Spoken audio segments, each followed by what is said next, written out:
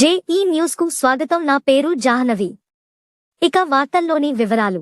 తెలంగాణ రాష్ట్ర ప్రభుత్వం ప్రతిష్టాత్మకంగా నిర్వహిస్తున్నటువంటి వన మహోత్సవం కార్యక్రమంలో పెద్దపల్లి మున్సిపల్ పరిధిలోని ప్రగతి నగర్ 20వ వార్డులోని ప్రభుత్వ బాలికల ఉన్నత పాఠశాలలో మొక్కలు నాటే కార్యక్రమాన్ని శనివారం మున్సిపల్ కమిషనర్ ఆకుల వెంకటేష్, 20 వార్డ్ కౌన్సిలర్ రేవల్లి స్వామి పాఠశాల ఆవరణంలో విద్యార్థులతో కలిసి మొక్కలు నాటారు. ఈ సందర్భంగా కమిషనర్ మాట్లాడుతూ గత 3 రోజుల క్రితం మంత్రివర్యులు శ్రీధర్ బాబు, పెద్దపల్లి ఎమ్మెల్యే విజయ రమణారావు, మున్సిపల్ చైర్పర్సన్ దాసరి మమతారెడ్డి చేతుల మీదుగా వన మహోత్సవ కార్యక్రమాన్ని ప్రారంభించడం జరిగిందని అన్నారు. 20 వార్డులోని ప్రభుత్వ బాలికల ఉన్నత పాఠశాలలో కౌన్సిలర్ రేవెల్లి స్వామి ఆధ్వర్యంలో వన మహోత్సవ కార్యక్రమాన్ని ఏర్పాటు చేసుకోవడం జరిగిందని అన్నారు.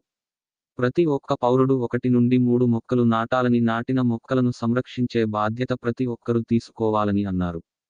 రోజు తెలంగాణ ప్రభుత్వం ప్రతిష్టాత్మకంగా ప్రవేశపెట్టినటువంటి వన మహోత్సవ కార్యక్రమాన్ని మనము గత 3 రోజుల కిందట గౌరవనీయులు మన మంత్రివర్యులు, అదేవిధంగా మన యొక్క ఎమ్మెల్యే గారు, అదేవిధంగా చైర్మన్ గారి చేతుల మీదుగా మనం పెద్దపల్లి పురపాలక సంఘంలో ప్రారంభోత్సవం చేసుకోవడం జరిగింది.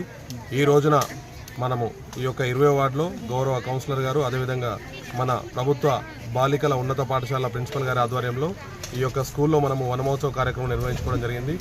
మేము ఏదైతే స్కూల్ పిల్లలకు అవసరం ఉన్నటువంటి పండ్లు, పూలు, అదేవిధంగా కూరగాయలకు సంబంధించిన మొక్కలు మాత్రమే ఇక్కడ నాటడం జరుగుతుంది.